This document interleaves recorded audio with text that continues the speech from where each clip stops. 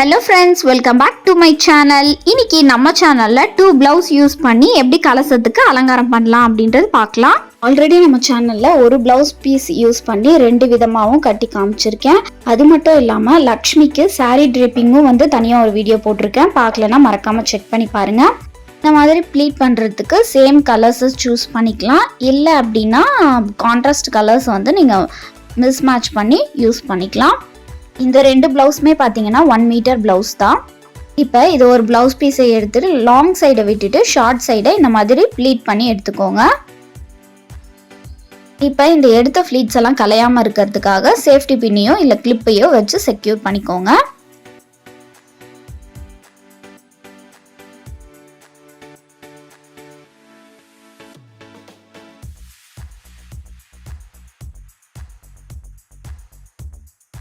இப்போ ஒரு blouse piece ready ஆயிடுச்சு. அடுத்த ப்ளவுஸ் பீஸ் எடுத்துட்டு பார்டர் பக்கமாக எடுத்து அதையும் ப்ளீட் பண்ணி எடுத்துக்கலாம். நீங்கள் ரெண்டுமே பார்டர் இருக்கிற மாதிரியும் சூஸ் பண்ணிக்கலாம், இல்லை ரெண்டுமே பிளெயினாக இருக்கிற மாதிரியும் சூஸ் பண்ணிக்கலாம். பார்டர் நல்லா பெருசாக மேலே தெரிகிற மாதிரி வச்சு பெருசாகவே ப்ளீட் பண்ணி எடுத்துக்க போகிறேன்.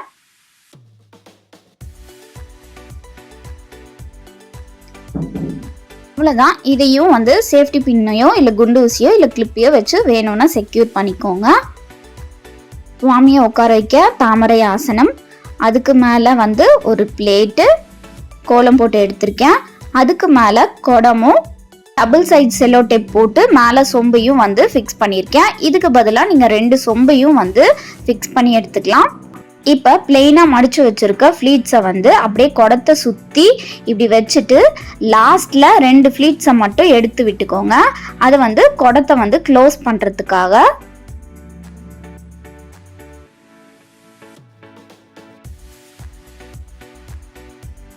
க்ளோஸ் பண்ணி விட்டு சேஃப்டி பின்னை வச்சு செக்யூர் பண்ணிக்கோங்க.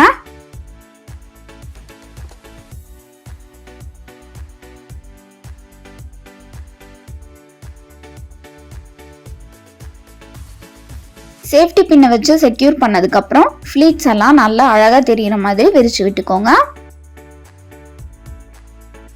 இப்போ அடுத்ததாக நம்ம வந்து இன்னொரு இது மடித்து வச்சுருக்கோம் இல்லையா, அதை வந்து எடுத்துக்க போகிறோம்.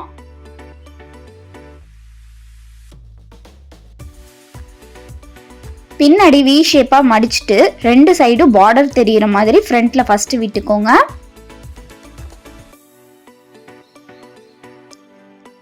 இந்த மாதிரி 2 சைடு பார்டர் தெரிகிற மாதிரி வச்சதுக்கு அப்புறம் லெஃப்ட் சைடு உள்ளதை ரைட் சைடுக்கும் ரைட் சைடு உள்ளதை லெஃப்ட் சைடுக்கும் இந்த மாதிரி கிராஸாக வந்து வச்சு சேஃப்டி பின்னால செக்யூர் பண்ணிக்கோங்க.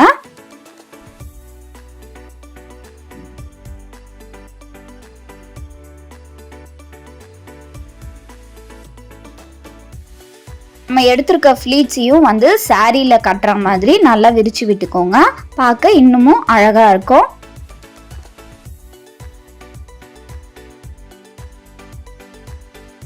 நம்ம ஆல்ரெடி கீழே எடுத்திருக்க ஃப்ளீட்ஸு நல்லா அழகாக தெரிகிற மாதிரி நல்லா கிராஸ் பண்ணி எடுத்துக்கோங்க. கிராஸ் பண்ணிவிட்டு ஒரு சேஃப்டி பின்னை வச்சு செக்யூர் பண்ணிக்கலாம்.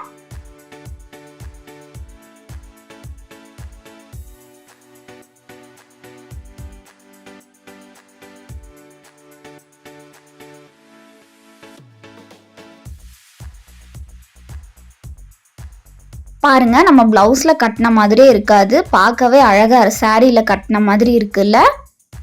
ப்ளீட்ஸ் எல்லாம் எவ்வளோ முடியுதோ நல்லா ஸ்ப்ளிட் பண்ணி விட்டுக்கோங்க. இப்போ சாமிக்கு ஒடியான மாதிரி இடுப்பில் நிற்கிற மாதிரி எதனா டைட்டாக கட்டி விட்டுக்கோங்க.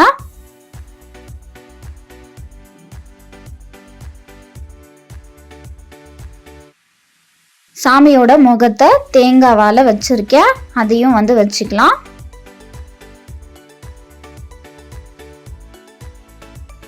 இப்போ சாமிக்கு என்னெல்லாம் ஆபரணங்கள் போடணும்னு நினைக்கிறோமோ அதெல்லாம் போட்டு அலங்கரிக்கலாம். ஆல்ரெடி ஒரு வீடியோலே சொல்லியிருக்கேன், சாமிக்குன்னு தனி செட்டு வச்சுருந்தா நம்ம அதை அப்படியே உபயோகப்படுத்தியிருக்கலாம். பட் நம்ம போடுற நகைகள்னா அதை தண்ணிலேயோ பால்லையோ நனைச்சதுக்கப்புறம் சாமிக்கு போட்டு விட்டு அதுக்கப்புறம் நம்ம போட்டுக்கலாம்.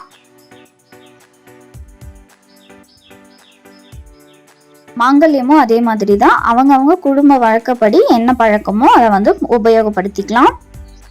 கடைசியாக வாசனையுள்ள பூவை வந்து மாலையாக போட்டுடலாம். நான் வந்து வீடியோக்காக பிளாஸ்டிக் மாலை தான் உபயோகப்படுத்தியிருக்கேன்.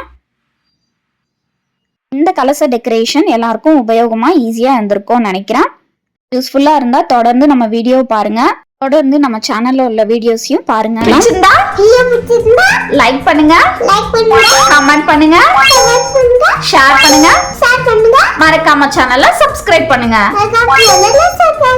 பக்கத்துல இருக்கிற பெல் ஐகானை கிளிக் பண்ணி வச்சுக்கோங்க. அப்பதான் நான் போடுற வீடியோஸோட நோட்டிபிகேஷன் உங்களுக்கு வரும். தேங்க்யூ.